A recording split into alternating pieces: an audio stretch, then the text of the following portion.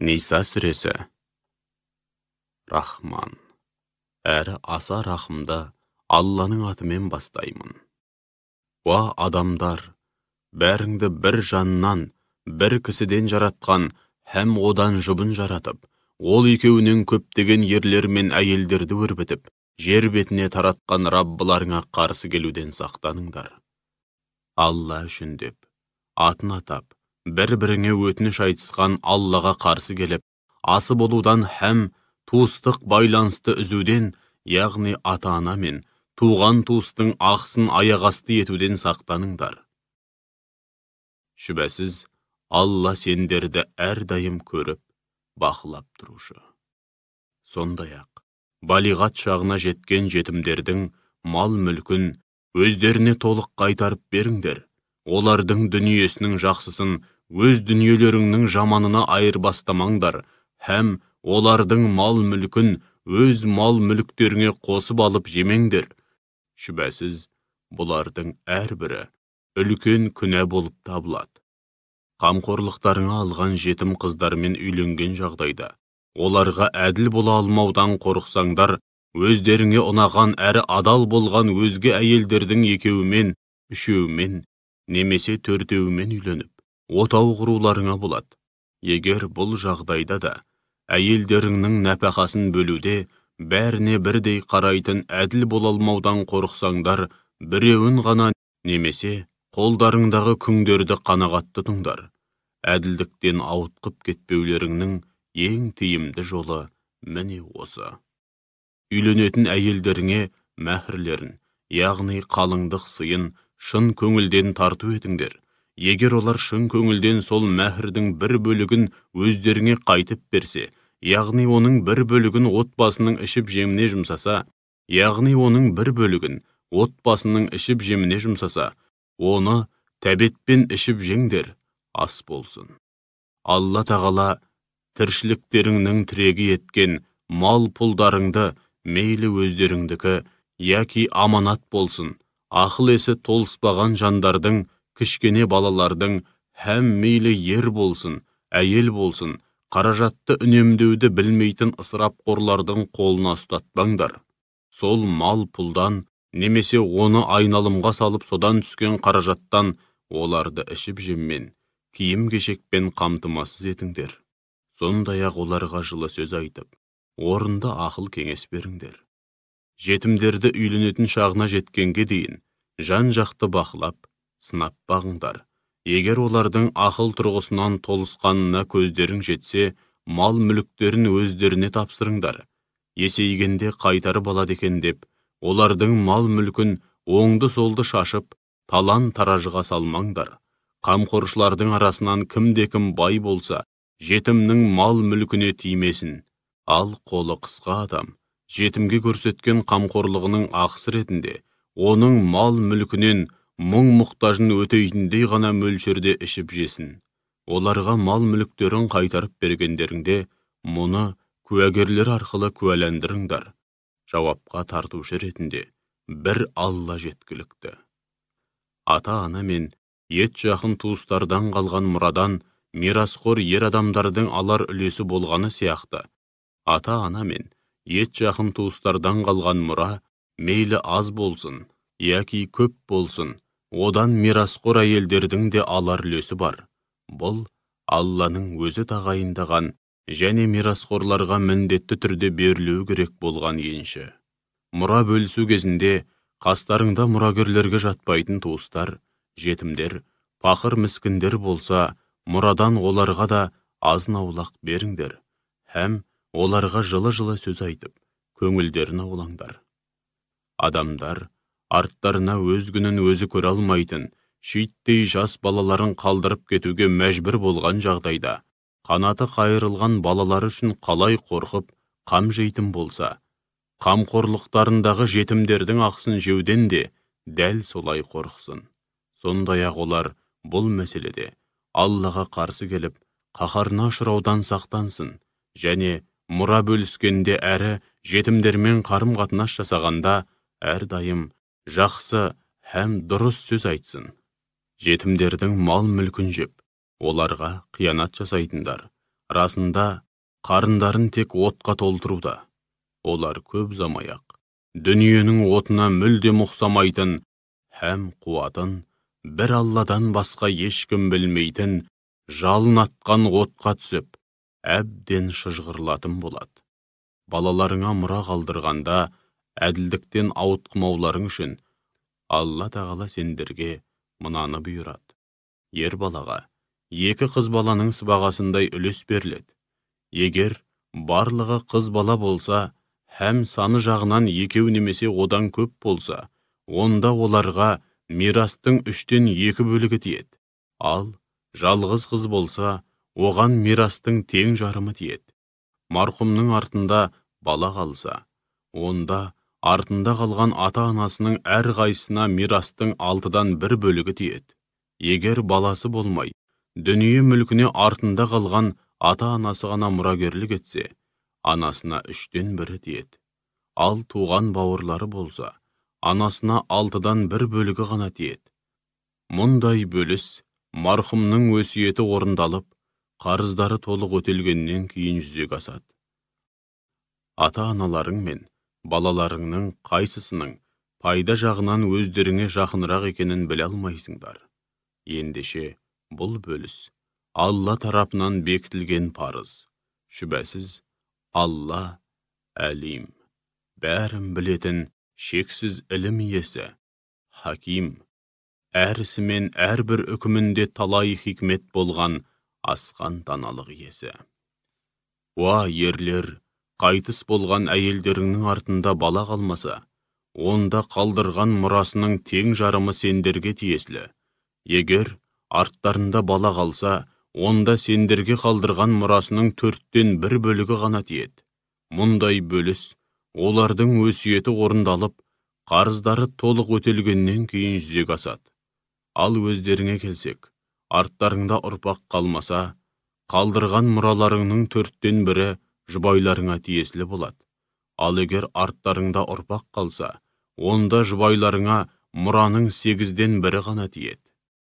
Бұл бөлісте айтқан өсиеттерің орындалып, қарыздарың толық өтелгеннен кейін жүзеге асады. Егер қайтыс болған ер адамның немесе әйелдің артында қалған ата-анасы да, балалары да болмай, бір анадан туған бауыры немесе әпкесі яки қарындасы ғана болса, олардың әрқайсысына мұраның 6-дан 1 бөлігі тиеді. Ал егер бір анадан туған бауырлары мен әпке қарындастары одан да көп болса, онда олар мұраның 3-тен 1 бөлігін өзара теңдей етіп бөліп алады. Бұл бөлісте марқұмның өсиеті орындалып, қарыздары толық өтелгеннен кейін жүзеге асады. Марқұмның өсиетін орындап, қарыздары болса оларды өтеу барысында аталмыш мұрагерлердің бірде-бірі титтейде зиянға ұшырамау керек. Міне, мұраға қатысты осы үкімдер Алланың бұйрығы.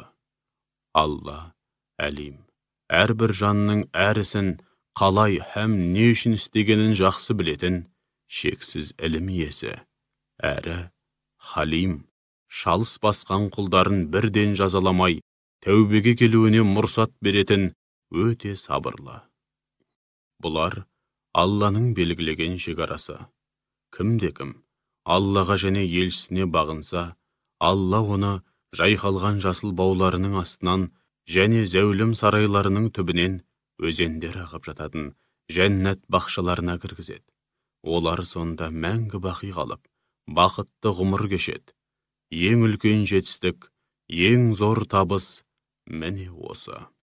Ал кімде-кім Аллаға және пайғамбарына қарсы келіп, оның белгілеген шекарасынан асатын болса, оны ішінде мәңгі бақи қалатын жан түршігерлік жалын атқан отқа тастайды. Сөйтіп, оның сыбағасы өзін қор қылатын азап болмақ. Әйелдеріңнің арасынан азғындық, яғни зина жасағандарға қатысты оқиға қалада болса, 1 айдың ішінде, ауылдық жерде орын алса, ең көп 6 ай ішінде өз араларыңнан 4 ер адамды куәға тартуларың керек. Егер олар куәлікке жүріп, оқиғаның болғанын растаса, онда әйелдеріңді ажалы жеткенше, не болмаса, Алла оларға қатысты басқа бір жол көрсеткенге дейін үйде қамап ұстаңдар. Араларыңнан зина жасаған ер мен әйелді ауыр сөздермен айыптап, сөгіп, немесе таяққа жығып жазалаңдар. Егер олар тәубесіне келіп, түзелетін болса, жазалауды тоқтатып, жайына қоя беріңдер. Шүбәсіз, Алла тәуәп. Істеген күнәлар үшін өкініп, тәбаға келген құлдарының тәубесін қабыл алушы. Рахим, тәубе етіп, өзіне бет бұрған мүмін құлдарына ерекше мейірімді. Әйтсе де, Алла қабыл алуды уәде еткен тәубе, жамандықты бір сәт нәпсіге еріп білместікпен істегеннен кейін, оның күнә екенін білген бойда, дереу тәубе етіп, Аллаға бет бұрғандардың тәубесі. Міне солардың тәубесін Алла міндетті түрде қабыл алады. Алла әлим, құлдарының ниетін, қай істі не үшін істегенін жақсы білетін, шексіз ілім иесі, хаким. Әр ісі мен әрбір үкімінде талай хикмет жатқан асқан даналық иесі. Әйтпесе, күнәнің түр-түрін істеп жүріп, ажалы жетіп, жаны алқымына келгенде, мен енді тәубеме келдім дейтіндердің және кәпір күйінде өлгендердің тәубесі қабыл болмайды. Біз олар үшін жан төзгісіз азап дайындап қойдық. Уа иман келтіргендер, дүниеден озған жақындарыңның әйелдерін, яғни мұраға қалған дүниедей көріп, қаламаса да әмеңгерлік жолмен иелену, мәһірлерін бермей, өздеріңе некелеп алу, немесе қалың мал алу үшін басқаларға мәжбүрлеп қосу адал іске жатпайды. Сондай-ақ, ашық түрде азғындық, яғни зина жасап, ауыр күнә арқаламайынша, өз әйелдеріңе қалыңдық сыйы ретінде берген мәһірлеріңнің бір бөлігін қайтарып алуды көздеп, орынсыз қысым көрсету арқылы, оларды ажырасуға мәжбүрлеулерің де адал іске жатпайды. Жұбайларыңмен жақсы қарым-қатынаста болыңдар. Егер оларды ұнатпай қалсаңдар, сабырлылық танытыңдар. Қайдан білесіңдер? Бәлкім, Алла сендер ұнатпаған нәрсенің артын қайырлы қылып, көп деген жақсылыққа ұластыруды қалайтын шығар. Егер әйелдеріңмен ажырасып, орнына басқа әйел алып, төсек жаңғыртуды қаласаңдар, ажырасқан әйелдеріңе кезінде үйіп төгіп мәһір берген болсаңдар да, одан еш нәрсе, бір сабақ жіп дағы алмаңдар. Әлде оны қайтарып алу үшін, әйелдеріңе зина жасады деп, жала жауып, көрер көзге күнә арқаламақсыңдар ма? Расында сендер, бір төсекте қосылып, бір-біріңмен соншалық жақындастыңдар, һәм некелескенде әйелдерің сендерден құқығын аяқасты етпеуге қатысты берік уәде алған еді. Ендеше, берген сыйларыңды қалай қайтарып алмақсыңдар? Бұрынырақта, яғни надандық дәуірде болған істің жөні бөлек. Ал, бұдан былай, әкелеріңмен және аталарыңмен некелескен әйелдерді алушы болмаңдар. Расында, бұл Алланың қаһарына ұшырататын арсыздық һәм өте жиіркенішті жол жоралғы.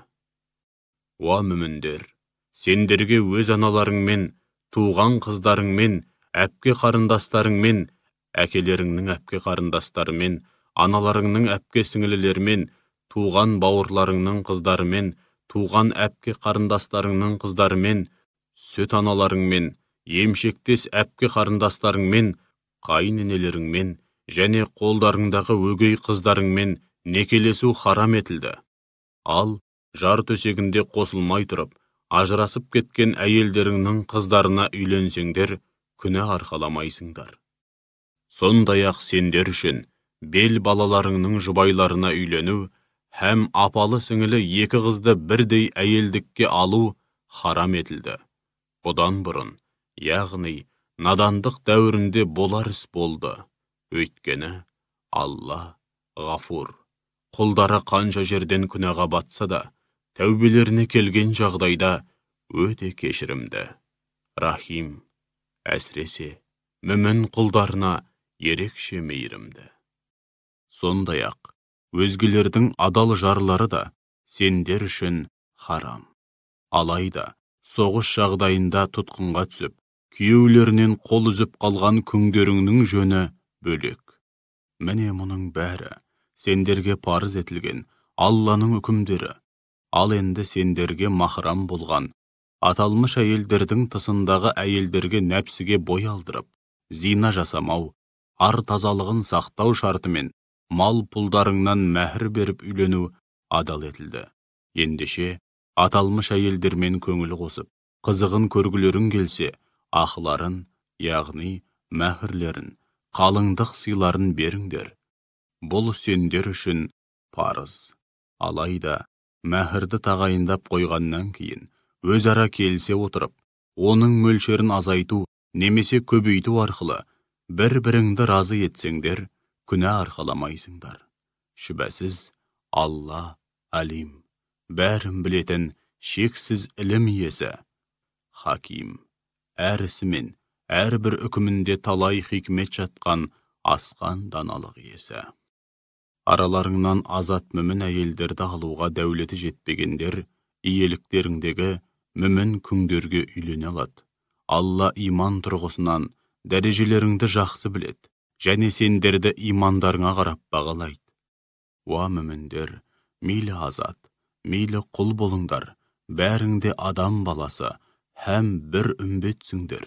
Ендеше күң болса да, нәпсі құмарлыққа бой алдырып, ешкіммен ашына жай болмайтын адал, арлы әйелдермен қожайындарының алдынан өтіп, мәһірлерін ғұрыпқа сай беру арқылы некелесіңдер. Егер олар күйеуге шыққаннан кейін азғындыққа барып, біреумен зина жасаса, оларға азат әйелге кесілетін жазаның тең жарымы беріледі. Күңдерге үйлену үкімі араларыңдағы нәпсіге бой алдырып, зина жасап қоюдан қорыққандар үшін. Ал егер өздеріңе сенімді болып, сабырлылық танытсаңдар, бұл өздерің үшін әлде қайда қайырлы болмақ. Алла ғафур. Құлдары қанша жерден ауыр күнәға батса да, тәубеге келген жағдайда өте кешірімді. Рахим, әсіресе мүмін құлдарына ерекше мейірімді. Алла сендерге адал мен арамды, жақсы мен жаманды ашық баяндауды, сендерді бұрынғы ізгі жандардың сара жолына салуды, һәм күнәларыңнан арылтып, тәубелеріңді қабыл етуді қалайды. Алла әлим, бәрін білетін шексіз ілім иесі, хаким, әр ісімен әрбір үкімінде талай хикмет болған асқан даналық иесі. Алла адал мен арамды, жақсы мен жаманды ашық көрсетіп, сендерді күнә атаулыдан арылту арқылы тәубелеріңді қабыл алуды қалайды. Ал нәпсіге еріп, әйел, шен-шекпен, атақ-абырой, мал дүние сынды нәпсі құмарлықтарының соңына түскендер болса, сендердің тура жолдан мүлдем тайып, құрдымға құлағандарыңды қалайды. Алла сендердің жүктеріңді, яғни сендер үшін дінді жеңілдеткісі келеді. Өйткені адам баласы өте әлсіз болып жаралған, яғни осал тұстары өте көп. Сондықтан ол Алланың қолдауынсыз нәпсіге, азғырушы шайтанға өз бетімен төтеп бере алмайды. Уа иман келтіргендер, бір-біріңнің мал дүниелеріңді арам жолмен жемеңдер. Ал өз ара келісіп, ризашылықпен жасаған сауда саттықтың жөні бөлек. Сондай-ақ, бір-біріңді өлтірмеңдер. Шүбәсіз, Алла сендерге өте мейірімді. Кімде-кім осы айтылғандарда қасақана істеп, шектен шығып, өзіне һәм өзгелерге қиянат жасайтын болса, біз оны шыжғырып азаптау үшін қуатын Алладан өзге ешкім білмейтін алапат отқа тастаймыз. Бұл Аллаға бұйым емес. Уа мүміндер, тыйым салынған ауыр күнәлардан бойды аулақ ұстаңдар. Өзге күнә қателіктеріңді жасырып, кешеміз, һәм сендерді сый құрметке толы керемет мекенге жайғастырамыз. Сондай-ақ, Алланың кейбіріңе басқаларға қарағанда молынан берген байлық, атақ-абырой, мансап, сұлулық сынды дүниелік нәрселерге аңсарларың аумасын. Біреудің несібесіне қызығамын деп, күншілдік дертіне шалдығып, Алланың жазғанына қарсы келіп жүрмеңдер. Егер адамдардың істеген ісіне, еткен еңбегіне қарай алар сыбағасы, сауабы мен күнәсі болғанындай, әйелдердің де істеген ісіне, еткен еңбегіне қарай алар сыбағасы, сауабы мен күнәсі бар. Ендеше, не тілесеңдер де, тиісінше дұға әрі адал еңбек етіп, Алланың шексіз шарапатын тілеңдер. Шүбәсіз, Алла бәрін біледі, һәм әрісін біліп істейді. Ата-ана мен өзге де жақын туыстар дүние салғаннан кейін, артында қалған мұраға иелік ететін мұрагерлер тағайындадық. Сондай-ақ, исламнан бұрын мұрагерлік мәселесінде ант беріп өзара серт байласып, өздеріңе мұрагер қылған адамдардың да тиісті сыбағасын беріңдер. Шүбәсіз, Алла барлық нәрсеге, соның ішінде барлық істеріңе әрі берген серттеріңе куә болушы. Әйелді нәпақамен қамтамасыз ету, қорғау және тәрбиелеу ер адамның міндеті болғандықтан, нағыз ерлер әйелдерге басшы һәм қорған. Мұның себебі, Алланың кей адамдарды кейбіреуінен басқару, қорған, қамқор болу сынды мәселелерде артық, әрі қабілетті етіп жаратқандығы, сондай-ақ, ер адамдардың әйелдеріне мәһір беру һәм отбасының нәпақасын табу сынды қаржы қаражат жауапкершілігін арқалағандығы, ал ізгі әйелдер Аллаға толық мойын сұнатын және ерлерінің алдындағы міндеттерін қалтқысыз орындайтын, сондай-ақ Алла олардың құқығын қалай қорғаған болса, олар да дәл солай ерлері қастарында болмаған кезде де, ерлерінің құқын аяқасты етпей, ар-ұяттарын, отбасылық сырларды, отбасына тән абырой мен ерлері тапқан мал дүниені лайықты түрде сақтай білетін жандар. Әйелдеріңнің қыңырлыққа басып, бағынбай кетуінен қорықсаңдар, оларға алдымен насихат айтыңдар. Айтылған насихаттан нәтиже шықпаса, олардан бөлек жатыңдар. Сонда да қыңырлығын қоймаса, бір жеріне зақым келтіріп алмай, ақырындап ұрыңдар. Егер түзеліп мойын сұнса, оларға жамандық жасаудың жолын іздемеңдер, әрі не болса соны желеу етіп, оларды ренжітпеңдер. Біліп қойыңдар, Алла Әли, бәрінен биік, кәбир, асқақ һәм ұлы. Ал егер ерлі зайыптылардың ажырасып кетуінен қорықсаңдар, ер адамның өз жұртынан бір әділ төреші, сондай-ақ әйелдің төркінінен де бір әділ төреші тағайындаңдар. Бұл екеуінің ниеті оларды жарастыру болса, сөзсіз Алла тағала оларды қайта табыстырады. Шүбәсіз, Алла Әлим, бәрін білетін шексіз ілім иесі, Хабир, барлық нәрседен толық хабардар болушы. Бір Аллаға құлшылық жасап, оған еш нәрсені серік етіп қоспаңдар, ата-аналарыңа жақсылық жасаңдар. Сондай-ақ жақын туыстарыңа, жетімдерге, кедей-кепшікке, жақын көршілеріңе, алыс көршілеріңе, сапарлас немесе жақын жолдастарыңа, елінен жырақта жүрген мұқтаж жолаушыларға және қоластыларыңдағы құлдарың мен күңдеріңе жақсылық жасаңдар. Шүбәсіз, өзін әлде қандай көретін мақтаншақты Алла жақсы көрмейді. Өздері сараңдық қылып, һәм өзгелерге де сараңдықты бұйыратындар, сондай-ақ Алланың өздеріне шексіз шарапатымен берген мал дүние және білім сынды нығметтерін жасыратындар бар ғой. Сондай-ақ Алланың өздеріне шексіз шарапатымен берген мал дүние және білім сынды нығметтерін жасыратындар бар ғой.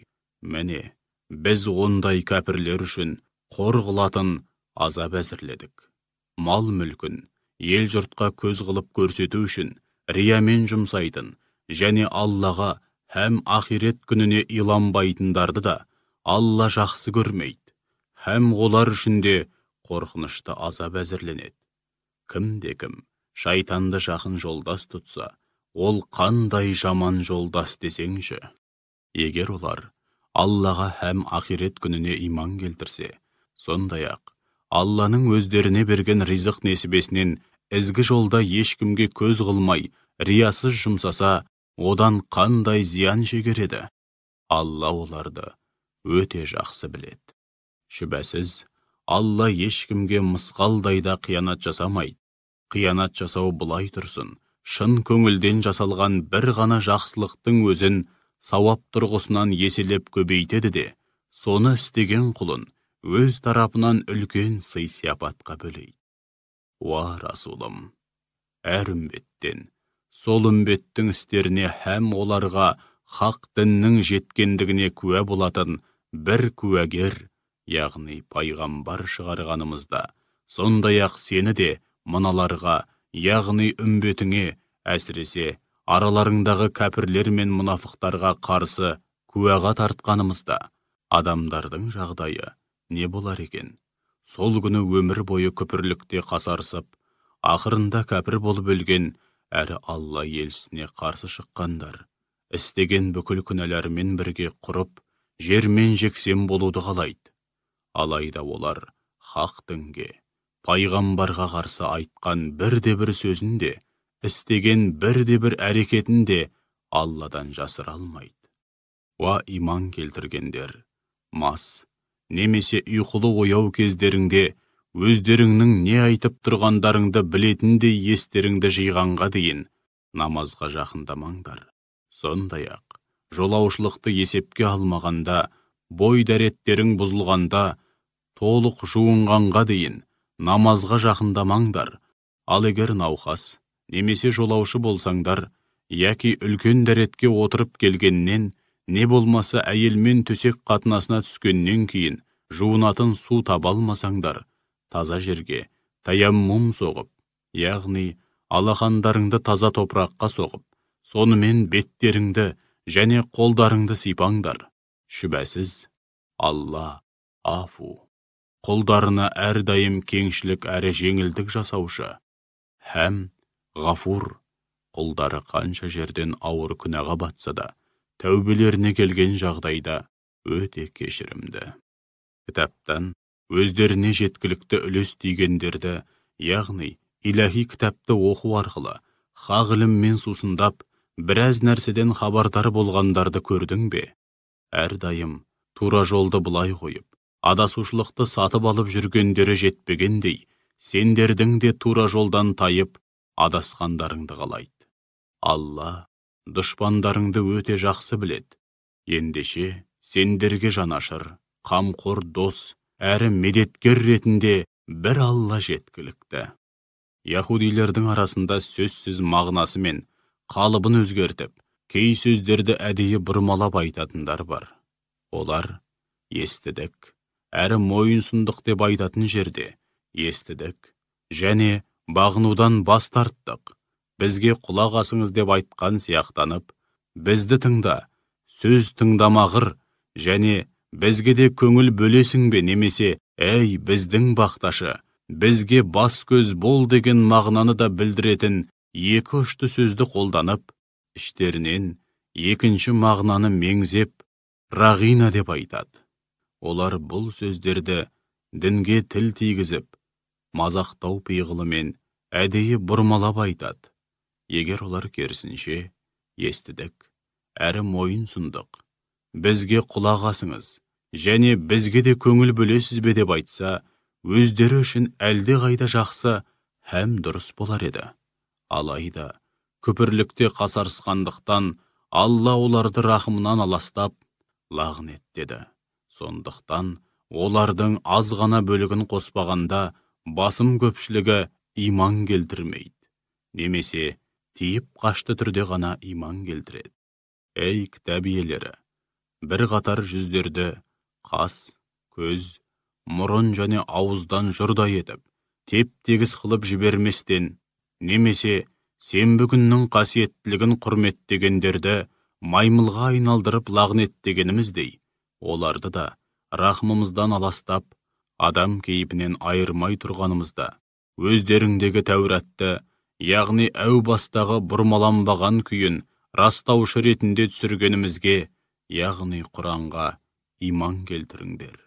Алланың әмірі міндетті түрде орындалады.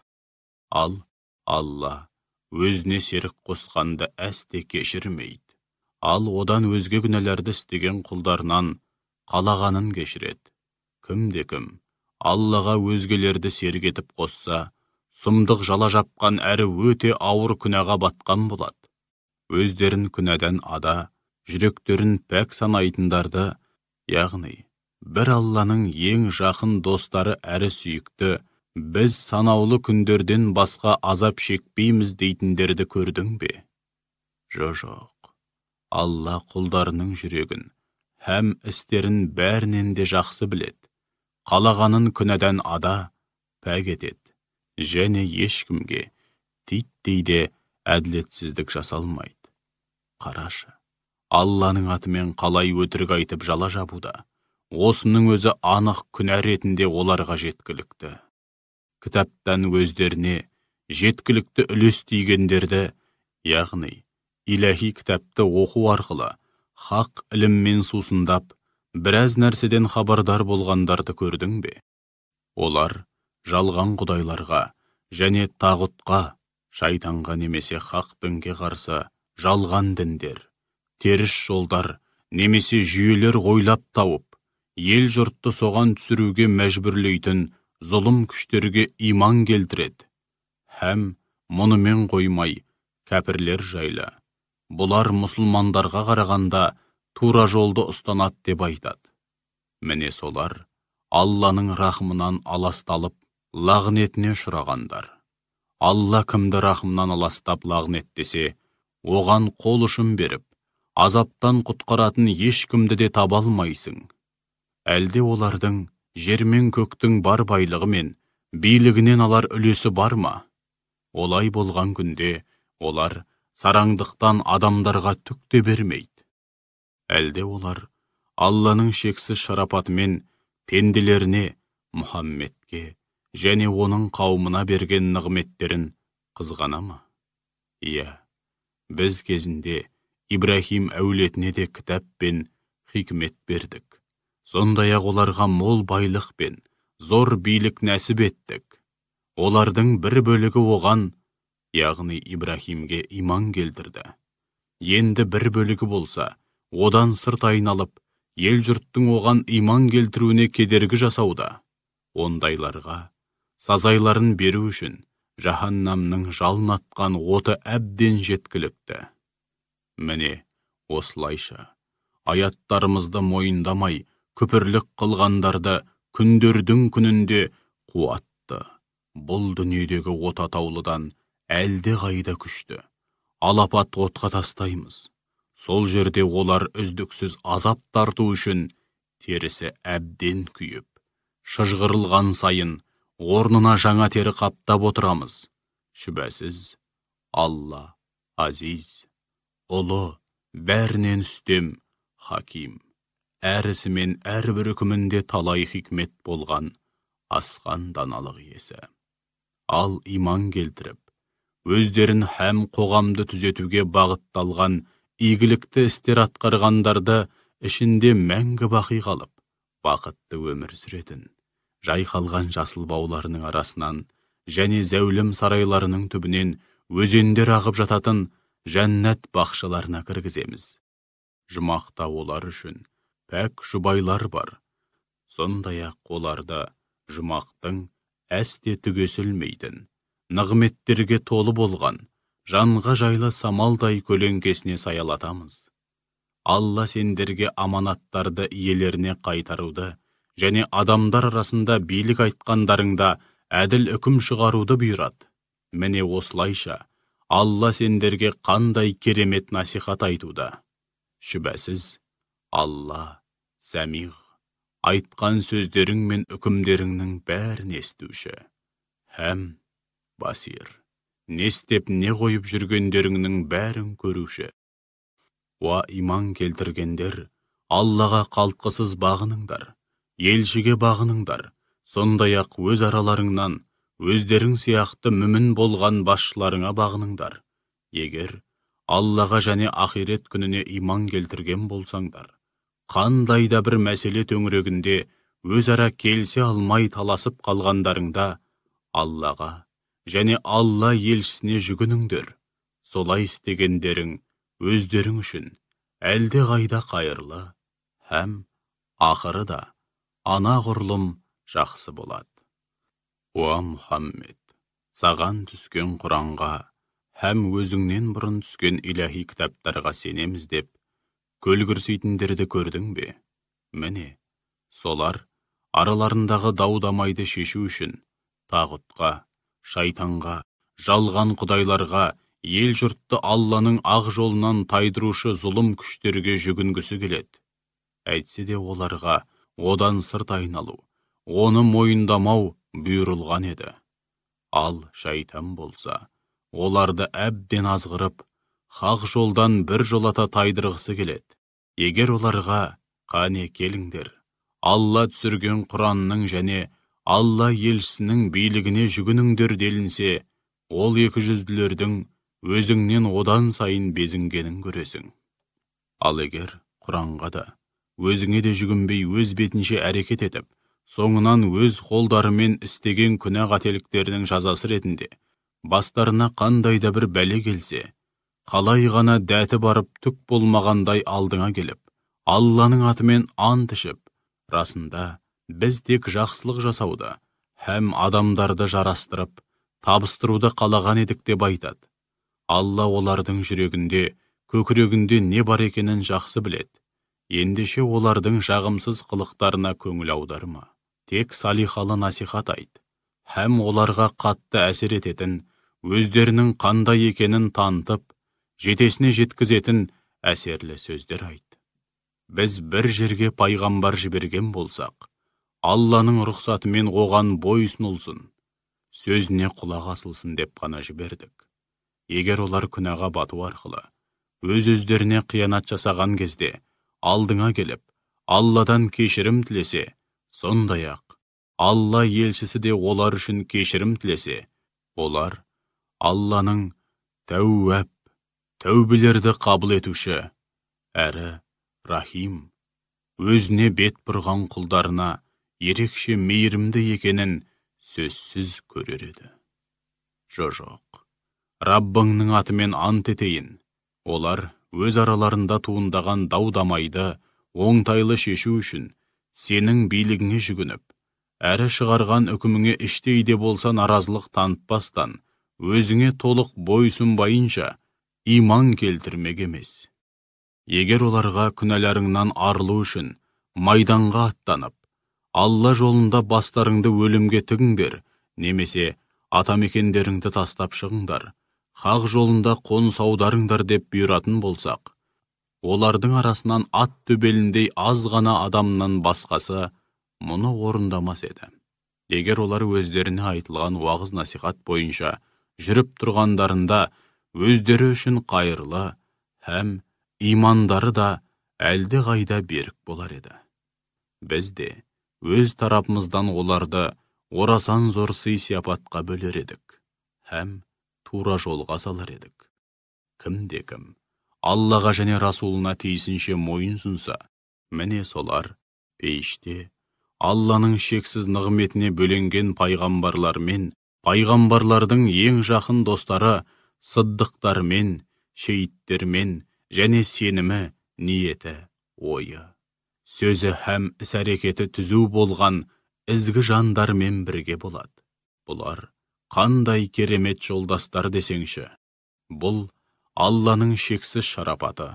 Бұған кімнің лайық екенін, лайық болған жандардың қадір-қасиетін Алланың білгені әбден жеткілікті. Уа иман келтіргендер, дұшпанға қарсы сақтықтың барлық шараларын жасап, өте сақ болыңдар. Жорыққа, жағдайға қарай кішігірім жасақтарға бөлініп, немесе жаппай аттаныңдар. Араларыңда жорыққа шығуға мүлдем асықпайтындардың бары анық. Егер жорықта жүріп, бастарыңа қандай да бір жамандық келсе, ондай екіжүзділер Алла жарылқап олармен бірге болғаным қандай жақсы болды дейді. Ал егер сендерге Алланың шарапаты тиіп, жеңіске жетіп, олжаға кенелсеңдер, бұрын соңды араларыңда таңсық болмағандай, сендермен бірге өмір сүрмегендей, соның салдарынан сендермен бірге жорыққа шыға алмай қалғандай. Шіркін, мен де солармен бірге болып, жеңіске жетіп, мол олжаға кенелгенімде ғой деп ақырат.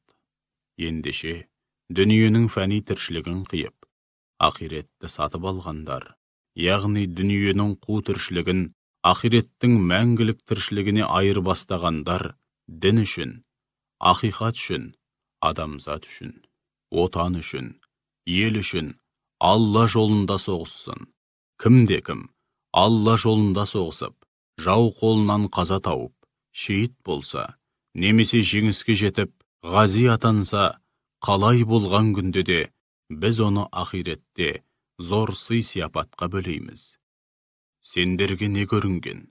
Жазықсыз жапа шегіп, уа Раббымыз, бізді халқы залым болған мына ауылдан алып шығып құтқара көр.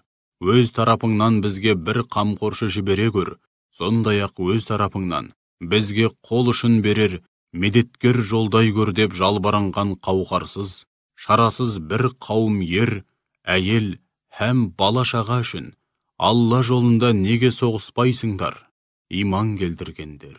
Алла жолында ақиқат һәм әділдік үшін соғысат, ал күпірлік қылғандар болса, тағуттың, шайтанның, жалған құдайлардың, ел жұртты Алланың ақ жолынан қақпайлап, тайдырушы зұлым күштердің жолында соғысат. Ендеше, шайтанның жақтастарымен соғысыңдар, біліп қойыңдар. Шайтанның айла шарасы расында тым әлсіз. Оларға, яғни, бейбіт күнде алақанға түкіріп, бізге соғысуға қашан рұқсат етіледі деп отырғандарға, соғыс отын тұтатпаңдар, намазды кемеліне жеткізіп, үзбей, әрі уақытлы оқыңдар, зекетті толық беріңдер деген едік. Міне енді соларды көрдің бе? Оларға соғысу парыз етілгенде, бір бөлігі адамдардан, дұшпаннан, Алладан қорыққандай, тіпті одан да қатты қорқып, уа Раббымыз, бізге соғысты неліктен парыз қылдың? Оны сәл кешеуілдете тұрсаң болмас беді дейді.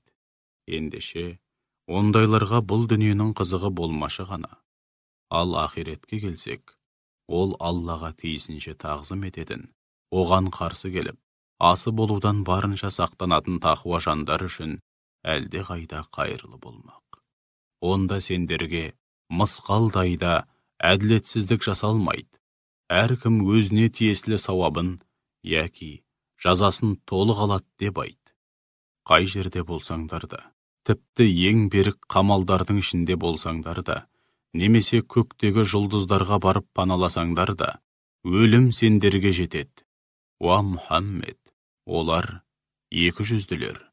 Қандай да бір жақсылыққа кенелсе, бұл Алладан келді дейді. Ал бастарына қандай да бір жамандық келсе, бұл сенің кесіріңнен дейді. Оларға бәрі де бір Алладан деп айт. Бұл қауымға сөз ұқпайтындай не болған өзі? Уа адам баласы, саған нәсіп болған әрбір жақсылық Алладан, ал басыңа келген әрбір жамандық өзіңнен. Уа Расулым, біз сені адамдарға елші ретінде жібердік. Бұған куә ретінде бір Алла жеткілікті. Кім Алла елшісіне бағынса, шүбәсіз Аллаға бағынғаны. Ал кім бағынудан бас тартып, одан сырт айналса, уа Расулым, көңіліңе алма. Біз сені оларға төбелерінен төніп, әрдайым бақылап күзетіп тұратын қорушы етіп жіберген жоқпыз. Екі жүзділер сенің алдыңа келгенде, ләббәй, әміріңе құлдық дейді. Ал қасыңнан былай шыққаннан кейін, олардың бір тобы түнделетіп айтқан сөздеріне кереғар жоспарлар құрады. Алла олардың астыртын құрған жоспарларын жазып алуда. Сондықтан оларға, яғни олардың қандай қитұрқы қылығына көңіл аударма. Кінәлары мен арам ниеттерін беттеріне баспай-ақ қой. Оның орнына бір Аллаға арқа сүйеп тәуекел ет. Алла қамқоршы һәм сенімді өкіл ретінде саған жеткілікті. Олар Құранға терең ой жүгіртіп, оны лайықты түрде түсінуге тырыспай ма? Егер ол Алладан басқа біреуден келгенде, онда олар міндетті түрде оның ішінен талай қайшылықтар табар еді. Оларға ел қауіпсіздігіне қатысты яки үрейлі хабар жетсе, оның анық-қанығына жетпестен өсек тарату, немесе елді дүрліктіріп, шырқын бұзу ниетімен жарияға жар салады. Егер олар оны алдымен Алла елшісіне, немесе араларындағы билік тізгінін ұстағандарға мәлімдесе, солардың арасындағы істің мән-жайын зерделеп, пайымдай алатындар, ол хабардың нені меңзейтінін бірден аңғарар еді. Егер Алланың сендерге деген шексіз шарапаты мен мейірімі болмағанда, басым көпшілігің шайтанға еріп кетер едіңдер. Ендеше, уа Мұхаммед, сен айрандай ұйыған ел ішіне лаң салып, елдің шырқын бұзатын бүлікшілдермен Алла жолында аянбай соғыс. Сен бұл мәселеде өзіңе ғана жауаптысың, сондықтан бұған енжар қарайтындарға көңіл аударма. Мүміндерді де Алла жолында бүлікшілермен соғысуға құлшындыр. Бәлкім Алла сол арқылы күпірлікте қасарысқандардың арынын басып, күшін әлсіретер. Алла тым күшті, жазасы да тым қатты. Кімде-кім бір жақсы іске дәнекер болса, сол жақсылықтың сауабынан оның да алар үлесі бар. Ал кім бір жаман іске дәнекер болса, оның да сол жамандықтан алар сыбағасы бар. Алла бәрін көріп, бақылауда. Һәм қалаған нәрсесін істей алатын шексіз құдірет иесі. Уа мүміндер, сендерге сәлем беріліп, игі ниет білдірілгенде, сендер одан да артық ниет білдіріп, одан жақсы сәлем беріңдер. Немесе, жоқ дегенде дәл солай сәлем қайтарыңдар. Біліп қойыңдар, Алла барлық нәрсені жіпке тізіп есепке алуда, һәм бәрінің тиісті қарымын қайтарады. Бір Алладан басқа құдай жоқ. Шүбәсіз, ол күмәнсіз орындайтын қиямет күні барлығыңды бір жерге, ғарасат майданына жинайды. Алладан асқан шыншыл бар ма? Уа мүміндер, сырттай мұсылман болып көрінгенімен, мүшріктермен ауыз жаласқан екі жүзділерге қатысты үкім шығару, оларға қарсы қандай ұстанымда болу мәселесінде екі топқа бөлінгендерін қалай? Көрмейсіңдер ме? Істеген мұншама күнәлары себепті Алла оларды кері кетіріп, күпірлікке қайтарды. Әлде сендер Алланың адастырғанын тура жолға салғыларың келеме? Алла қайсы бір құлын, яғни оның өзі тілеп алған, теріс жолға салып адастырса, сен оған әсте күпірліктен құтылатын жол тауып бере алмайсың. Олар өздері қалай күпірлік қылса, сендердің де дәл солай күпірлік қылып, өздерімен бірдей болғандарыңды қалайды. Ендеше олар Алла жолындағы ұлы көшке қосылып, қоныс аудармайынша, ешбірін дос тұтпаңдар. Егер олар Алла жолында хижрет етуден үзілді-кесілді бас тартса, һәм сендерден сырт айналып, кәпірлермен ауыз жаласып, аяқтарыңнан шалуды қоймаса, онда оларды қолға түсіріңдер, һәм қолдарыңа түскен жерде өлтіріңдер. Олардың ешбірін өздеріңе дос тұтпаңдар, көмекші етіп те алмаңдар. Тек өздеріңмен бейбіт келісімге келген қауымды, пана тұтқандардың немесе сендермен де өз қауымына қарсы да соғысқысы келмей, бейтараптықты ұстаған күйде алдарыңа келгендердің жөні бөлек. Алла қаласа, оларға батылдық беріп, сендерге қарсы айдап салар еді де, олар да сендермен соғысар еді. Ал егер олар сендерге соқтықпай, аулақ жүрсе, һәм бейбіт бітімге келуді ұсынса, онда Алла оларға қастандық жасауларыңа жол бермейді. Сондай-ақ, сендерден де, кәпір болған өз қауымынан да сақтануда, қара бастарының амандығын көксейтін тағы бір топты, яғни екі жүзділерді кездестірсеңдер, бұлар қай кезде де бүлік шығаруға сендерге қастандық жасауға шақырылса, соған еліріп, бірден кірісіп кетеді. Егер олар сендерден аулақ жүрмесе, бейбіт бітімге келмесе, әрі қолдарын сендерге қастық қылудан тыймаса, оларды қолға түсіріңдер, һәм қолдарыңа түсірген жерде көздерін жойыңдар. Міне, осылайша, өздеріңе жасаған қиянаттары мен опасыздықтары үшін сендерге оларға қарсы қатаң шара қолдануға нақты рұқсат әрі толық өкілеттік бердік. Алайда, естеріңде болсын, мүмін бауырын қателікпен, немесе абайсызда болмаса, қасақана өлтіруіне жол жоқ. Кім-кім, бір мүмінді байқамай өлтіріп қойса, бір мүмін құлды азат етуі, һәм марқұмның отбасына құн төлеу керек. Алайда олар өздеріне төленетін құнды садақа етіп, одан бас тартса, оның жөні бөлек. Егер абайсызда мүміннің қанын жүктеген кісі сендерге қас қауымның өкілі, бірақ өзі мүмін болса, оның бір мүмін құлды азат етуі керек.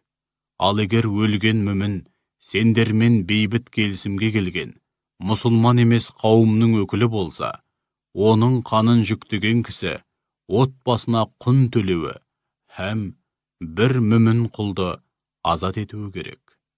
Бұларға шамасы жетпеген кісі, Алланың алдында тәубесінің қабыл болуы, һәм күнәсін жуып шаюы үшін 2 ай қатарынан үзбей ораза ұстауы керек. Алла әлим, ниет пиғылдарыңды, жай күйлеріңді, һәм барлық нәрсені білетін шексіз ілім иесі. Хаким, әрісі мен әрбір үкімінде талай хикмет болған асқан даналық иесі. Ал енді, кім-кім бір мүмін екенін біліп тұрып, немесе мүмін болғаны үшін қасақана өлтірсе, оның ақиреттегі жазасы ішінде мәңгі бақи қалып, азап шегетін жаһаннам болмақ. Бұған қоса, Алла оған қаһарын төгіп, лағнет айтып, рахымынан аластатады, әрі ол үшін алапат азап әзірледі. Уа иман келтіргендер, Алла жолында жорыққа шыққанда, әрбір жағдайдың байыбына баруға тырысыңдар. Яғни, кімнің мүмін, кімнің кәпір екенін анықтаңдар, әр нәрсеге жіті қарап, әр мәселенің қыр-сырына әбден қанығыңдар. Өздеріңе бейбітшілік тілеп, мұсылманша сәлем бергенге, дүние тіршілігінің өткінші игілігіне, яғни, олжаға қызығып, сен мүмін емессің деп айтпаңдар, біліп қойыңдар. Алланың дәргейінде мол әрі сан алуан олжалар бар. Бұрынырақта өздеріңде сондай, яғни, исламнан, иманнан бейхабар едіңдер. Алла сендерді көптеген нығметке, соның ішінде иман нығметіне бөледі. Ендеше, әрбір жағдайдың байыбына барып, әрекет едіңдер. Шүбәсіз, Алла не істеп, не қойып жүргендеріңнен толық хабардар. Үзірлі болмаса да, қол қусырып үйлерінде отырған мүміндер мен малын да, жанын да аямай Алла жолында күресіп жүрген мүміндер тең емес. Алла малын да, жанын да қиып, хақ жолда күресіп жүрген мүміндерді қол қусырып қарап отырған мүміндерге қарағанда, дәреже жағынан артық әрі жоғары етті. Негізінен, Алла 2 топқа да игілік мекені жәннатты уәде етті. Әйтсе де Алла өзінің жолында күрескерлерді қол қусырып қарап отырғандарға қарағанда әлде қайда артық көріп, зор сый-сияпатқа бөледі. Сондай-ақ, әрбір күрескерге сіңірген еңбегі мен ниетіне қарай, өз тарапынан жоғары шендер мен мәртебелер беріп, ерекше кешірім мен мейірімге бөледі. Алла ғафур, құлдары қанша жерден ауыр күнәға батса да, тәубесіне келген жағдайда өте кешірімді. Рахим, әсіресе мүмін құлдарына ерекше мейірімді.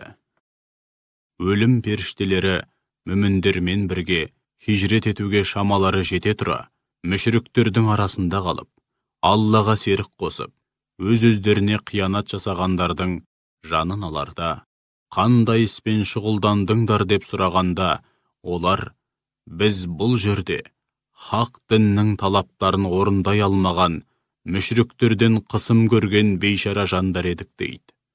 Сонда періштелер, әйтсе де, Алланың жері кең емес педі? Қоныс аударам десеңдер, сендерге қой деген кім бар деп айтады. Міне, ондайлардың түбінде барып паналайтын жері жаһаннам болады. Ол қандай жаман барар жер, қандай жаман ақырғы тұрақ еді.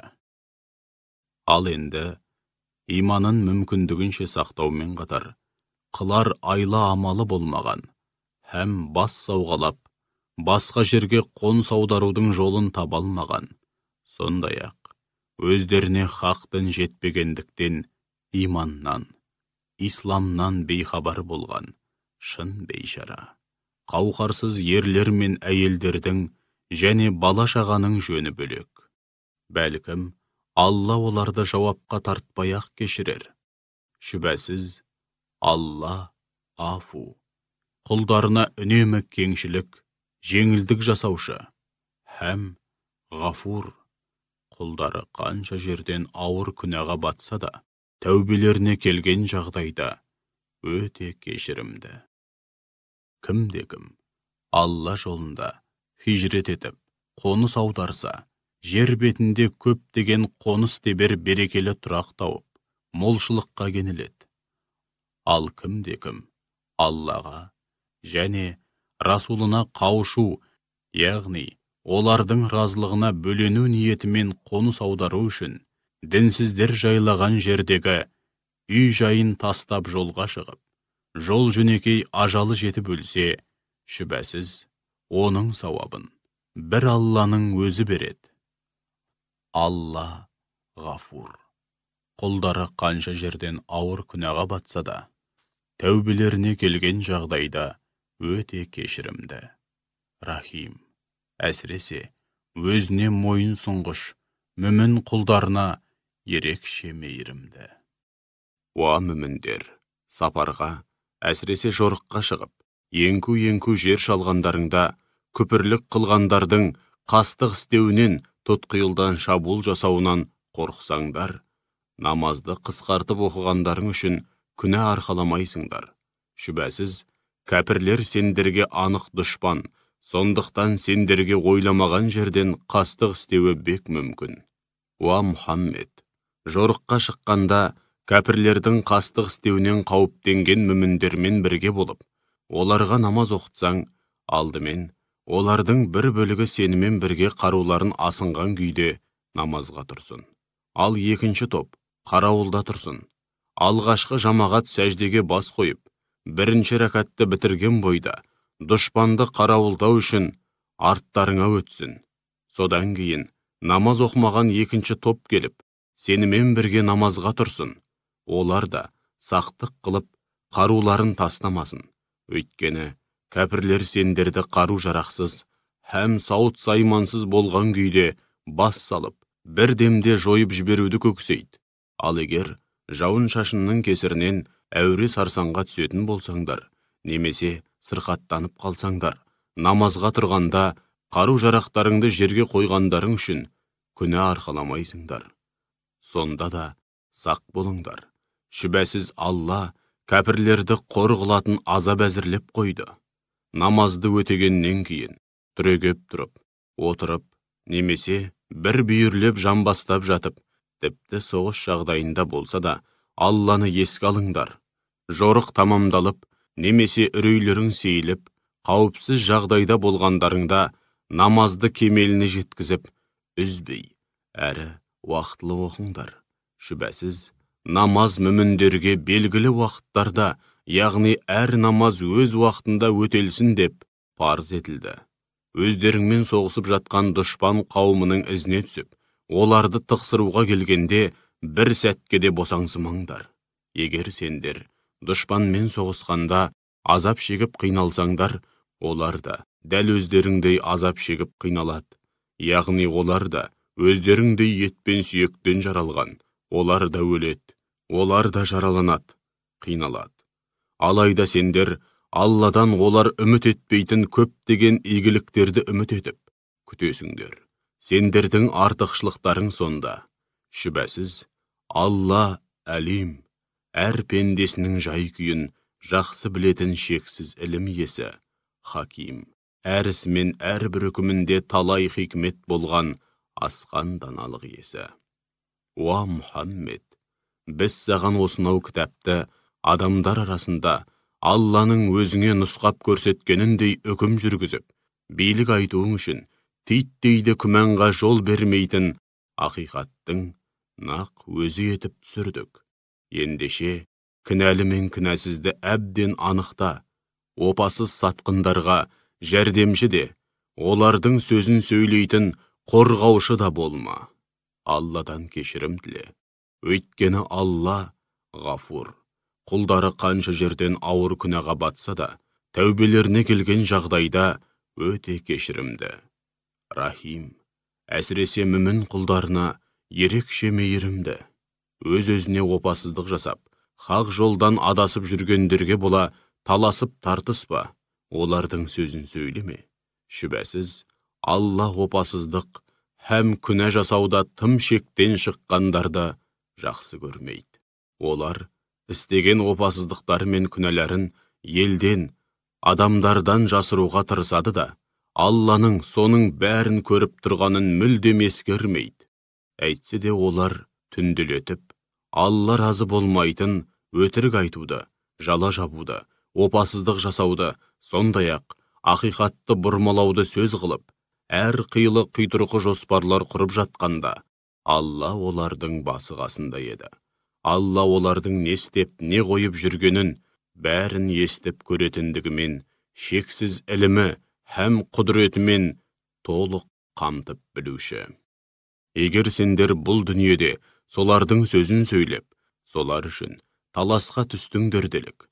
Ал енді қиямет күні Алланың алдында олардың сөзін кім сөйлейді?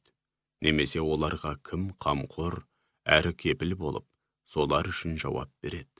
Ал енді кім-де-кім жамандық жасаған соң, немесе күнәға батып, өз-өзіне қиянат жасағаннан кейін Алладан кешірім тілесе, Алланың ғафур, құлдары қанша жерден ауыр күнәға батса да, тәубелеріне келген жағдайда өте кешірімді.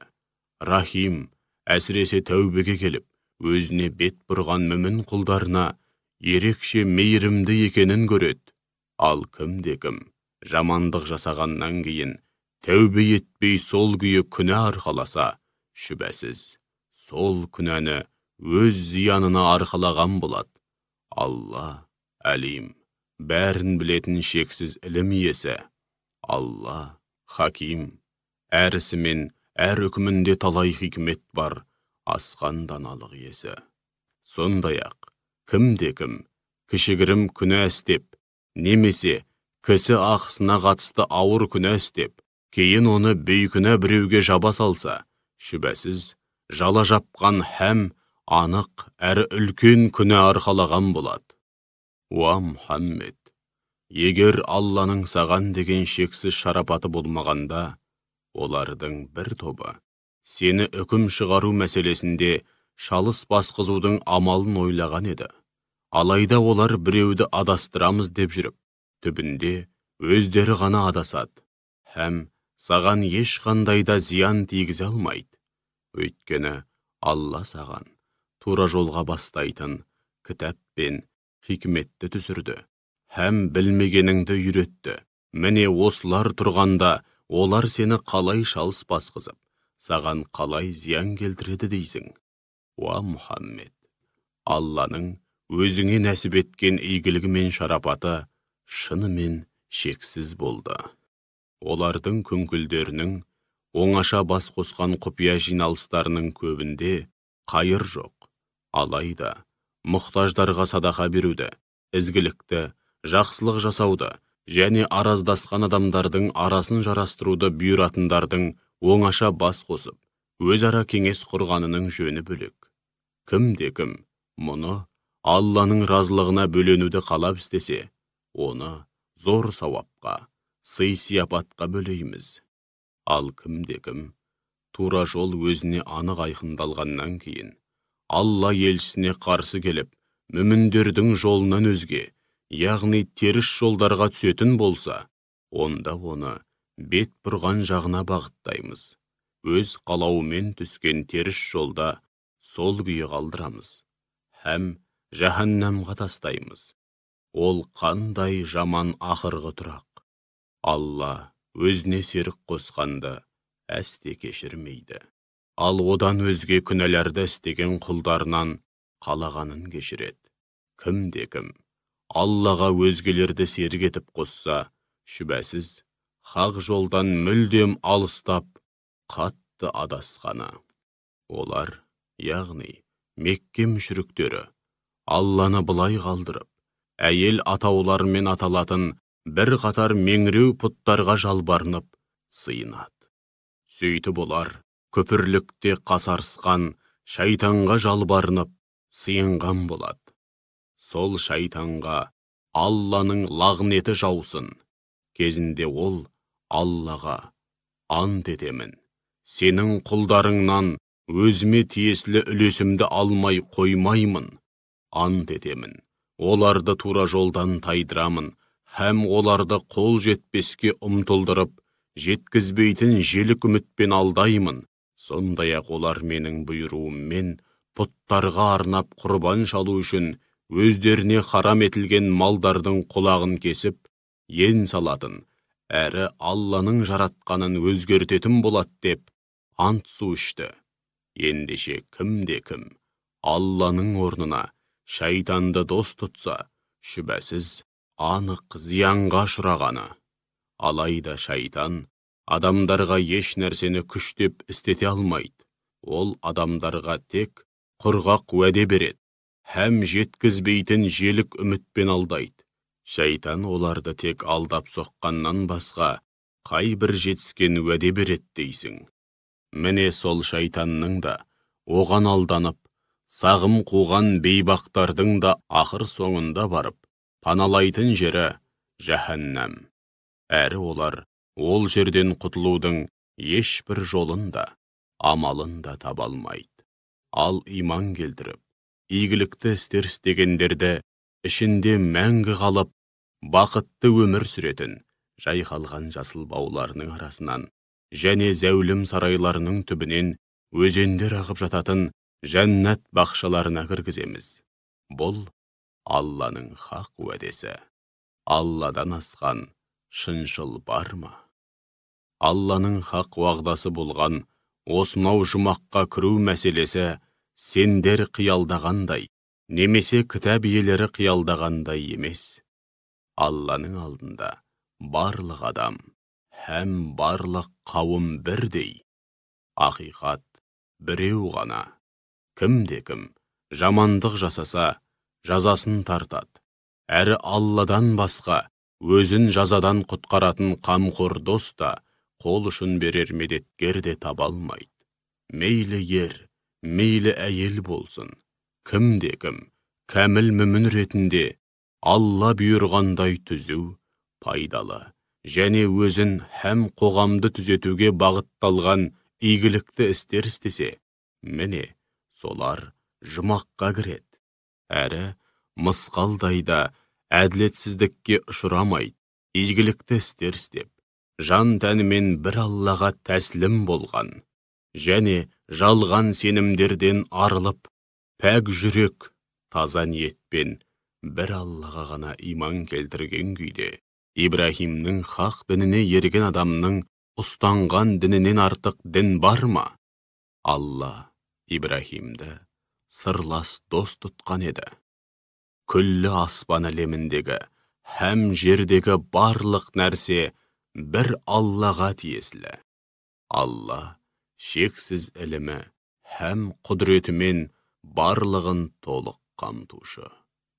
Уа Мұхаммед, олар сенен әйелдер жайлы пәтуа сұрайды. Былай деп айт: Олар жайлы пәтуәні Алла сендерге Құранда беруде. Сондай-ақ сендерге осынау кітапта мәһрін бермей-ақ, некелесіп алғыларың келген жетім әйелдерге, әлжуаз, бейшара балаларға және жетімдерге әділ болуларың керектігі жайлы үкімдерді қамтыған аяттар оқылуда. Естеріңде болсын. Кімге қандай жақсылық жасасаңдар, шүбәсіз, Алла оны біледі. Егер қандайда бір әйел, күйеуінің өзіне салқын қарап, жұбайлық міндеттерін лайықты түрде орындамауынан, немесе өзінен сырт айналып кетуінен қорықса, онда бір амалын тауып, екеуі өзара келісімге келу арқылы жарасатын болса, яғни әйелі күйеуінің көңілін табу мақсатында алған мәһрінен, яки өзіне тиесілі басқа да дүниеден күйеуіне тарту таралғы берсе, немесе басқа да жақсылықтар жасаса, мұны істеген әйел де, әйелінің бергенін алған ер адам да, екеуі де күнә арқаламайды. Өзара келісімге келіп жарасу қайырлы іс. Задында нәпсі атаулының бәрі сараң һәм өзімшіл келеді. Ендеше, ер адамдар, егер өзімшілдікке салынбай, әрдайым Алланы көріп тұрғандай немесе оның өздеріңді үнемі бақылап, көріп тұратынын біліп, игілікті істер істеңдер. Әсіресе, әйелдеріңнің хақсын беру мәселесінде тақуалық танытсаңдар, біліп қойыңдар. Алла не істеп, не қойып жүргендеріңнен толық хабардар. Уа ер адамдар, қанша жерден тырысып бақсаңдар да, әсіресе жақсы көру, ұнату сынды, пенденің ырқына көнбейтін, жүректегі сезімдер тұрғысынан алғанда, әйелдеріңнің бәрін бірдей жақсы көріп, бәріне бірдей әділ бола алмайсыңдар. Ендеше, әйелдеріңнің біреуіне ғана көңіл бөліп, енді бірін, тірі жесір етіп, жіпсіз байлап, екі ортада қалдырмаңдар. Егер әйелдеріңмен әрдайым мәмілеге келіп, араларыңдағы келіспеушіліктерді әділ шешіп отырсаңдар, һәм әйелдеріңе әділетсіздік жасаудан барынша сақтанып, тақуалық жолын таңдасаңдар, шүбәсіз, Алла ғафур. Құлдары қанша жерден ауыр күнәға батса да, тәубелеріне келген жағдайда өте кешірімді. Хаким, әсіресе мүмін құлдарына ерекше мейірімді. Ал егер ерлі зайыптылар жарасып өмір сүруге қанша тырысып баққанымен еш нәтиже шығара алмай, ақыры ажырасатын болса, онда екі жақта жалғыз қалып, таршылық көреміз деп уайым жемесін. Алла олардың екеуін де кеңшілігіне бөлеп жарылқайды, бір-біріне кіріптар етпейді. Алла уасиғ, өте кең, хаким, әрісі мен әрбір үкімінде талай хикмет болған асқан даналық иесі. Күллі аспан әлеміндегі һәм жердегі барлық нәрсе бір Аллаға тиесілі. Расында, біз сендерден бұрын иләһи кітап алған кітап иелеріне де, сендерге де Аллаға қарсы келіп асы болудан барынша сақтанып, тақуалық аясында өмір сүріңдер деп бұйырған едік. Ал егер соған қарамастан, Алланы танымай көпірлік қылсаңдар, біліп қойыңдар. Күллі аспан әлеміндегі һәм жердегі барлық нәрсе шүбәсіз бір Аллаға тиесілі. Алла ғани, бар байлықтың иесі, еш нәрсеге, ешкімге әрі ешкімнің құлшылығына да, шүкіршілігіне де мұқтаж емес. Халид, бар мадақ пен мақтауға әбден лайық. Күллі аспан әлеміндегі һәм жердегі бар нәрсе бір Аллаға тиесілі. Алла өзіне арқа сүйеп, сенім артқан құлдарына қамқоршы һәм сенімді өкіл ретінде әбден жеткілікті. Уа адамзат, егер Алла қаласа, бәріңді ізім ғайым жоқ қылып, жер бетіне басқаларды әкелер еді. Бұған Алланың құдіреті толық жетеді. Кім-де-кім бұл дүниенің қызығы мен нығметін қаласа, біліп қойсын. Бұл дүниенің де, ақыреттің де бар қызығы мен нығметі Алланың дәргейінде. Алла сәмиғ, бәрін естуші, басир, бәрін көруші. Яғни құлдарының айтқан сөздері мен істеген істерінің бәрін естіп көріп тұрады. Уа иман келтіргендер, Алла разылығы үшін куәлікке жүргенде, тіпті өздеріңнің, ата-аналарыңның және туған туыстарыңның зиянына болса да, қарағылды қақ жарған әділ болыңдар. Біреуге жақтасып, немесе қарсы куәлік еткендеріңде мейлі бай, мейлі кедей болсын, туралықтан таймаңдар. Өйткені Алла байға да, кедейге де сендерден әлде қайда жақын, яғни екеуінің де жай күйін сендерден анағұрлым жақсы білет. Сондықтан да нәпсіге еріп, әділдіктен ауытқып кетпеңдер. Егер куәлікке тартылғандарыңда тілдеріңді шайнап, мінгірлеп, дұрыс куәлік етпесеңдер, немесе куәлікке жүріп, шындықты айтудан бастарыңды ала қашатын болсаңдар, біліп қойыңдар, Алла сендердің не істеп, не қойып жүргендеріңнен толық хабардар. Уа иман келтіргендер, Аллаға, пайғамбарына, һәм пайғамбарына бірте-бірте түсірген кітапқа, сондай-ақ бұрын түсірген иләһи кітаптарға лайықты түрде иман келтіріңдер.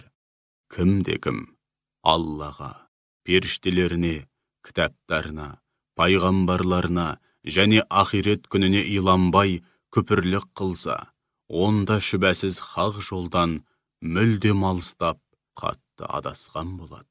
Расында иман келтіріп, содан кейін күпірлік қылып, содан соң қайта иман келтіріп, кейін қайтадан күпірлік қылып, кейіннен күпірлігін одан сайын арттыра түскендер бар ғой. Алла оларды әсте кешірмейді, һәм еш уақытта тура жолға салмайды. Ондай екі жүзділерді жан төзгісіз азаппен сүйіншіле. Олар мүміндерді былай қалдырып, кәпірлерді дос тұтады. Сонда олар кәпірлермен бірге болып, үстемдік пен ұлылыққа қол жеткіземіз дей ме? Шынтуайтында бар үстемдік пен ұлылық бір Аллаға тиесілі. Алла сендерге кітапта мынадай үкім түсірген еді. Егер әлдекімдердің Алланың аяттарына сенбей, мазаққа айналдырып отырғанын естісеңдер, олар басқа әңгімеге көшпейінше қастарында отырмаңдар. Ал егер түк болмағандай отыра берсеңдер, демек сендер де солар сияқтысыңдар. Шүбәсіз, Алла екі жүзділер мен кәпірлердің бәрін жаһаннамға жинайды. Екі жүзділер сендерді бір бәлеге ұшыраса екен деп, сырттай бас бағып бақылап отырады. Егер Алла сендерге жеңіске жетуді нәсіп етсе, олар біз де сендермен бірге емес педік дейді.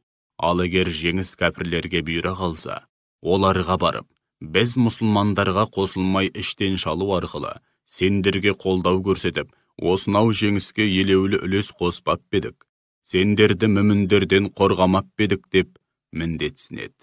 Алла қиямет күні араларыңда әділ билік айтып, өз үкімін шығарады.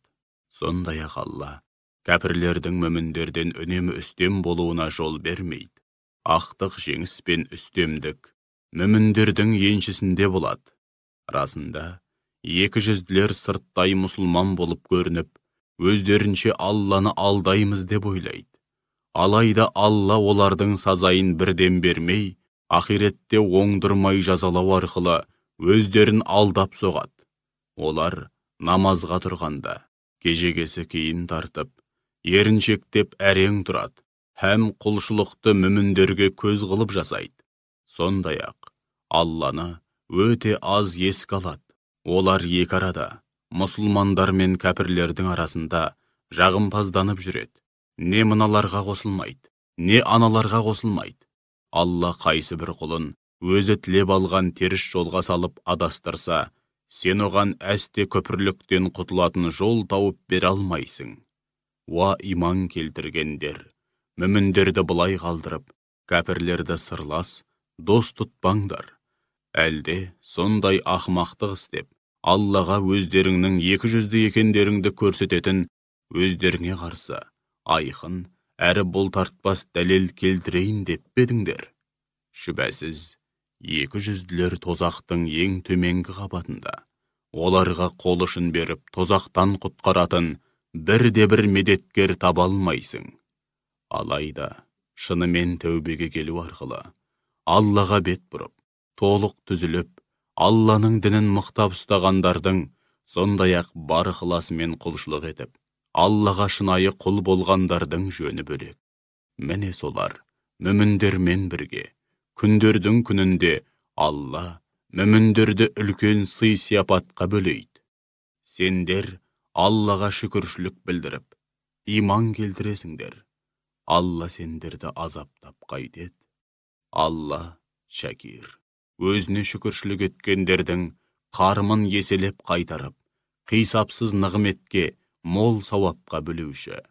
Һәм алим, барлық нәрсені, құлдарының жай күйін жақсы білетін шексіз ілім иесі. Алла ашық айтылған, көңілге дақ түсіретін ауыр сөзді еш ұнатпайды. Тек жазықсыз жапа шеккен адамның ашынғаннан айтқан сөзінің жөні бөлек. Алла сәмиғ, айтылған сөздің бәрін естуші. Алла әлим, кімнің не айтып, не қойғанын, қандай ниетпен айтқанын жақсы білетін шексіз ілім иесі. Қандай да бір жақсылықты жария істесеңдер де, жасырын істесеңдер де, немесе өздеріңе істелген жамандықты есесін қайтаруға шамаларың жете тұра, кешетін болсаңдар, біліп қойыңдар. Алла афу, құлдарының өзіне қатысты жасаған күнәләрінің көбін бірден кешіретін өте кешірімді. Һәм қадир, жазаға лайық болған әрбір күнәһардың сазайын беруге құдіреті толық жететін өте құдіретті. Расында, жазаға лайық болғандар Аллаға және пайғамбарларына күпірлік қылады. Аллаға сенеміз деп айтқанмен, пайғамбарларының кейбірін мойындамай, Алла мен пайғамбарларын бір-бірінен бөліп жаруды көксейді. Һәм пайғамбарлардың кейбіріне сенеміз, кейбірін мойындамаймыз деп, иман мен күпірлік арасында бір жол ұстанғысы келеді. Міне солар нағыз кәпірлер. Біз кәпірлер үшін оларды қор қылатын азап әзірледік. Аллаға һәм пайғамбарларына иман келтіріп, оларды бір-бірінен бөліп жармай, бәріне бірдей иман келтіргендердің тиісті сый-сияпатын алдағы уақытта Алланың өзі береді. Алла ғафур, өте кешірімді, рахим, әсіресе мүмін құлдарына ерекше мейірімді. Уа Мұхаммед, кітап иелері сенен мұғжиза ретінде өздеріне көктен бір кітап түсіруді сұрайды. Олардың мұндай орынсыз тілектеріне таңырқама, өйткені олар кезінде Мұсадан одан да зорын сұрап, бізге Алланы ашық көрсет деген еді. Сонда осынау қиянаттары, күнәләрі себепті тас төбелерінен жай түскен еді. Олар мұнымен қоймай, өздеріне ақиқатты көрсететін айқын дәлелдер келгеніне һәм бір талай мұғжизалар көрсетілгеніне қарамастан, әшекей бұйымдарынан бұзаудың мүсінін жасап алып, соны тәңір тұтты. Алайда біз, соған қарамастан, тәубелерін қабыл етіп, олардың бұл қылықтарын да кештік. Сондай-ақ, Мұсаға Тәуратты түсіріп, анық дәлелмен үстемдік нәсіп еттік. Тәуратты мықтап ұстануға қатысты, олардан берік уағда алу үшін, Тур тауын түбімен қопарып алып, төбелеріне төндірген едік. Шөл далада босып, қаңғырып жүргендерінде, тұрақ тебетін құтты мекенге бағыттап, қаланың қақпасын кіргенде, сәждеге жығылған күйде, Алладан кешірім тілеп кіріңдер деп бұйырған едік. Сондай-ақ оларға сенбі күніне қатысты иләхи тыйымға немқұрайлы қарап шектен шықпаңдар дедік. Сөйтіп олардан осыған және басқа да маңызды мәселелерге қатысты жауапкершілігі тым ауыр, берік уәде алдық. Міне сондықтан бастарына не келсе де, соған алдымен өздері кінәлі. Берген уәделерінде тұрмағандықтан, Алланың аяттарын жоққа шығарып, күпірлік қылғандықтан, пайғамбарларды нақақтан нақақ өлтіргендіктен, және пайғамбарларына біздің жүрегіміз қаптаулы, яғни иманға, ақиқатқа жабық деп айтқандықтан, бәледен көз ашпауда. Шындығында, күпірлікте қасарысқандықтан, Алла олардың жүрегін мөрлеп тастаған. Сондықтан олардың бірең сараңы болмаса, басым көпшілігі иман келтірмейді. Сондай-ақ күпірлікте қасарысқандықтан және Мәриямға сұмдық жала жапқандықтан, һәм олардың Алланың елшісі Мәриям ұлы Иса Мәсіх жайлы біз оны өлтірдік деп мақтанғандықтан, Алла оларға қаһарын төгіп, жүректерін иман кірмейтіндей етіп мөрлеп тастады. Алайда олар оны өлтіре алмады, айқышқа керіп асада алмады. Бірақ олардың көзіне солай көрінді. Негізінен өлтірілген басқа біреу еді. Расында, Иса жайлы таласып тартысқандардың да бұл мәселеде күмәндары жоқ емес. Олардың бұл мәселеде нақты білімі жоқ. Тек ой жорамалға сүйенеді. Анығында, олар оны өлтіре алмады. Алайда, Алла оны өз дәргейіне көтеріп әкетті.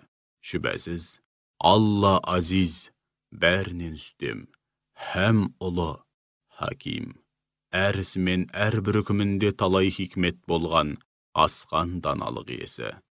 Кітап иелерінің қайсы бірі болмасын, өлместен бұрын оған тиісінше иман келтіреді. Алайда бұл иманның оларға пайдасы болмайды. Өйткені Иса қиямет күні оларға қарсы куәлікке жүреді. Яһудилердің істеген зұлымдықтары һәм ел жұртты Алланың хақ жолынан қақпайлағандықтары себепті оларға бұрын адал болған бір қатар таза нығметтерді харам еттік. Сондай-ақ, өздеріне тыйым салынса да, өсім алғандықтары және елдің мал пұлын арам жолмен жегендіктері үшін де оларға кейбір нығметтерді харам еттік. Һәм олардың арасындағы кәпірлер үшін жан төзгісіз азап дайындап қойдық. Алайда, олардың арасындағы ілімде тереңдегендер мен шынайы мүміндер саған түсірілген Құранға һәм өздерінен бұрын түсірілген иләһи кітаптарға иман келтіреді. Міне солар намазды кемеліне жеткізіп, үзбей, әрі уақытлы оқитындар. Зекетті толық беретіндер, сондай-ақ Аллаға һәм ақирет күніне сенетіндер. Міне соларды жақында үлкен сый сияпатқа бөлейміз. Біз Нұхқа һәм одан кейінгі пайғамбарларға уахи түсіргеніміздей, саған да уахи түсірдік. Сондай-ақ Ибрахимге, Исмайылға, Исқаққа, Яқубқа және оның ұрпақтарынан Яһуди тайпаларына жіберілген пайғамбарларға, Исаға, Аюбке, Юнусқа, Харунға және Сүлейменге де уахи түсірдік. Дәуітке де уахи түсіріп, Забурды бердік. Сондай-ақ бұдан бұрын өзіңе жай күйлерін баяндап берген пайғамбарларымызға уахи түсіргеніміздей, жай күйлерін саған баяндамаған басқа да көптеген пайғамбарларымызға да аян беріп, уахи түсірдік. Һәм Алла Мұсамен арнайы тілдесті. Осынау пайғамбарлардан кейін адамдардың Аллаға айтар уәжі болмас үшін барлық пайғамбарларды, ізгі жандарды жұмақпен сүйіншілеуші және қасарыспа кәпірлерге ақиреттегі азаптың тым ауыр екенін айтатын ескертуші ретінде жібердік. Алла азиз, бәрінен үстем, ұлы, һәм хаким. Әр ісімен, әрбір үкімінде талай хикмет болған асқан даналық иесі. Уа Мұхаммед, адамдар сенсе де, сенбесе де, Алла саған түсіргендерінің хақ екендігіне өзі куә болады. Оны саған өзі ілім негізінде түсірді. Бұл ақиқатқа періштелер де куә болуда. Анығында, әр ақиқатқа бір Алланың куәлігі жеткілікті. Ендеше, өзіңе түскен осынау ақиқаттарды мойындамай, күпірлік қылған, һәм ел жұртты Алланың ақ жолынан қақпайлайтындар, шүбәсіз, ақиқаттың ауылынан мүлдем алыстап, қатты адасқан болып табылады. Күпірлік қылғандар және өзгелерді тура жолдан қақпайлау арқылы қиянат жасағандар бар емес пе? Міне соларды Алла әсте кешірмейді, және жолға салмайды. Оларды тозақтың жолына ғана салады. Олар онда мәңгі бақи қалады. Бұл Алла үшін бұйым емес. Уа адамдар, Алла елшісі сендерге Раббыларыңнан хақты, ақиқатты жеткізді. Ендеше оған иман келтіріңдер. Солай істегендерің өздерің үшін жақсы болмақ. Егер ақиқатқа сенбей, күпірлік қылсаңдар, онда біліп қойыңдар. Алла сендердің имандарыңа да, құлшылықтарыңа да мұқтаж емес. Өйткені күллі аспан әлеміндегінің, һәм жердегінің бәрі бір Аллаға тиесілі.